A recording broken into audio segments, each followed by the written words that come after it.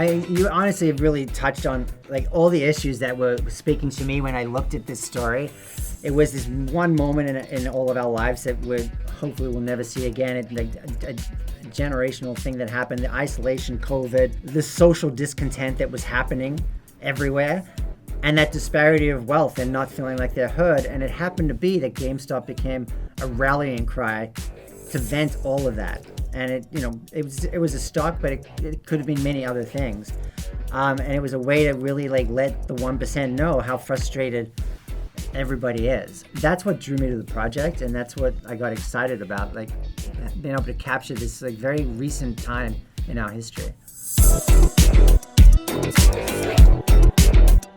It was a beautiful script that they wrote, and it jumps around a lot in that sense. So a lot of that is embedded in the script. We're bouncing between characters constantly. We probably, would check in more often than the script. It's like, and that was stuff that I sat down and shot listed with my DP, who I did, Nicholas Karen Quintanas, who I did I, Tonya and Corella with. So we'd be like, oh, here's a moment. We're going to revisit every character. And it's a 5-second beat, and we'd have to keep track of all of these moments to go back. So all of that footage would be there for the edit.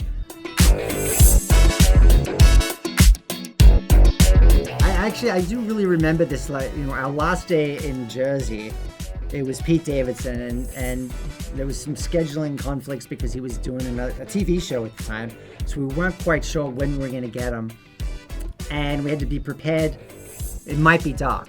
We might not get him till later in the day. And we had the bike riding scene to do, him at the cemetery, him at the track, him watching the whole third act in the SEC. There was a lot of stuff to get. So we had many locations ready to go, not sure whether we'd shoot inside, outside riding a bike. I kind of loved the adrenaline of that and the spontaneity of it, and it all worked out. He managed to get there early enough that we got those daytime scenes. But because of that, I had that basement, and I said, Pete, let's jump in the basement and have you watch Paul giving his testimony. And so that was on the fly, on the day, and we grabbed it, and it's so much a part of the last act of the film.